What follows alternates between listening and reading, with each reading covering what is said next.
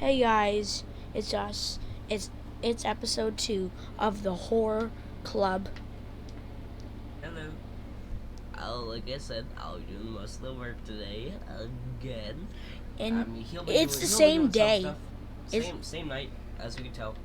I'm still playing zombies. That's all I do in yeah. my life. So I don't have we Shit. since it's school and stuff, Yeah, we don't. we are going to film 2 every time he comes over, like 2 a night. And then I'm going to post the episode we just made not too long ago, around in like 2 hours possibly, and then upload this one tomorrow on Monday. So let's talk about the hijack. Insane hijacking of a Japanese airplane in the year 1970. The story starts off with a plane. Wow.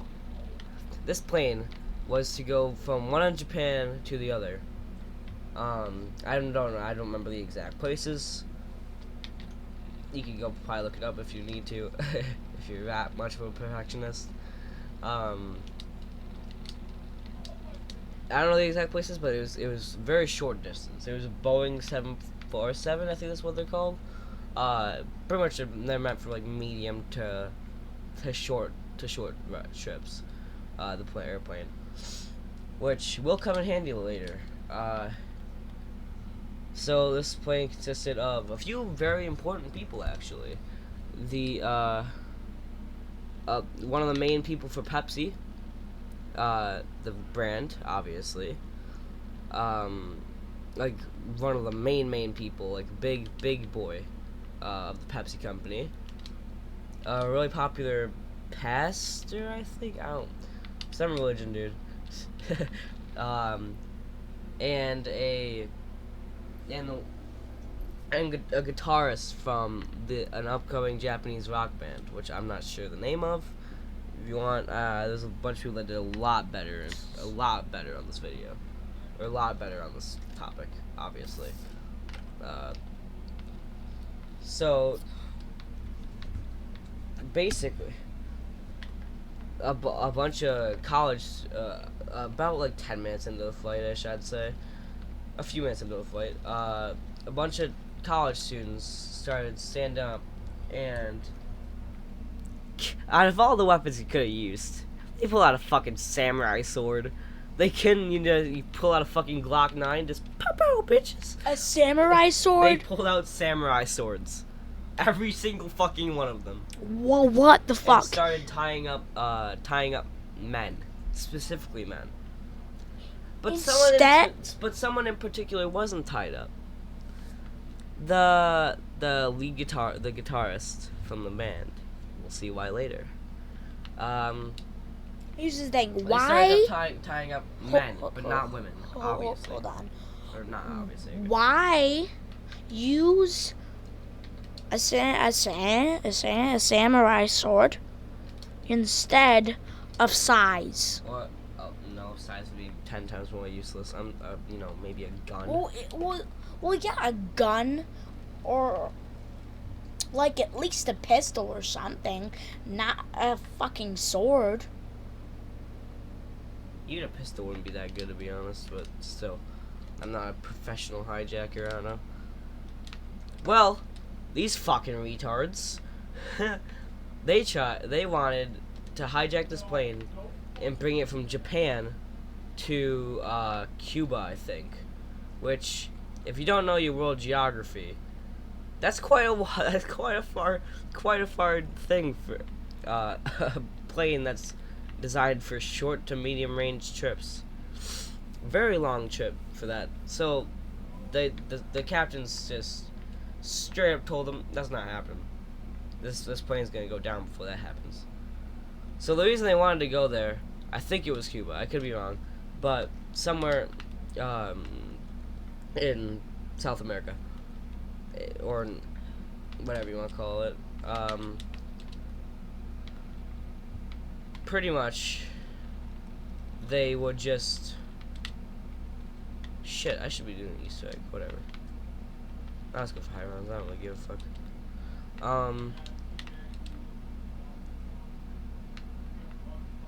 Fuck. I distracted myself. It's my fault.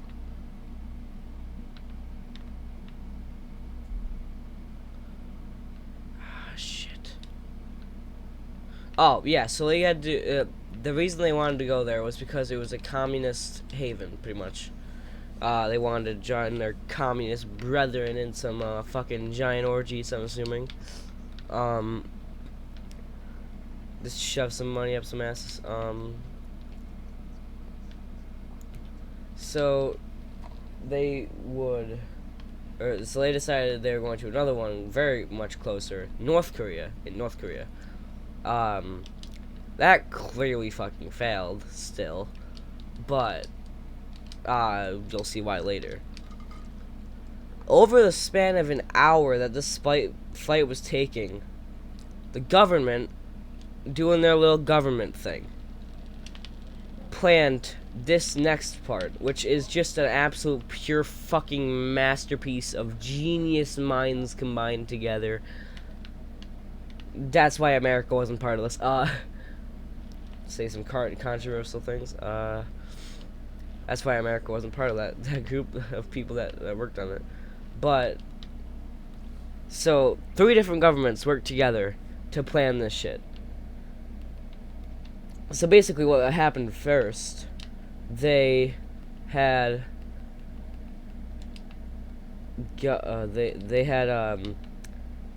they had given, when they stopped to refuel to go to the other place, they had given the hijackers a piece of paper, a map, out of a middle school textbook. So it was literally just a mark on the map. It wasn't even like detailed on how to get there or anything. And none of these kids, they're college kids. You think they know how to fly a plane? They might think they do because they played enough Call of Duty campaigns, but like, they don't know how to fly a plane, clearly.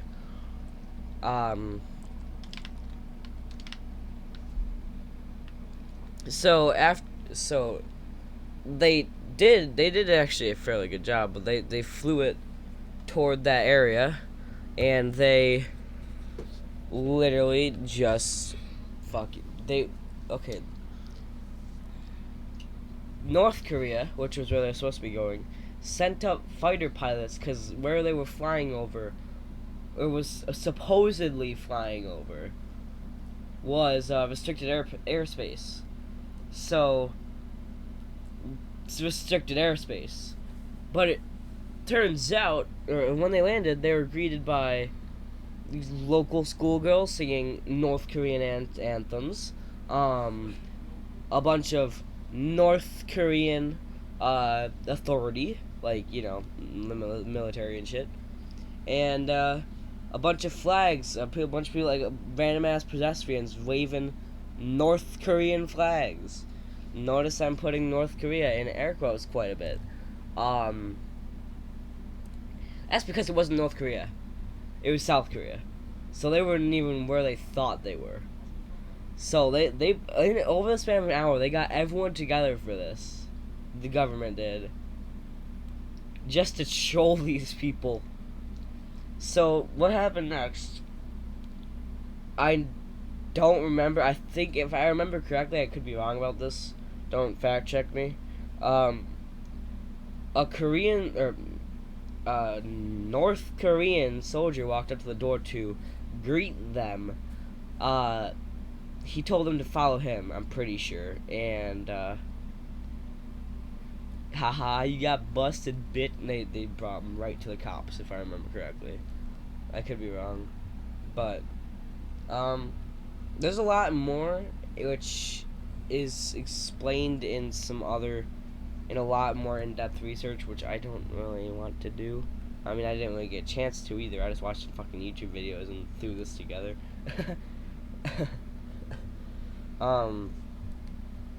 But it was still really interesting It's still really interesting, and just shows people are fucking stupid. People are really fucking stupid.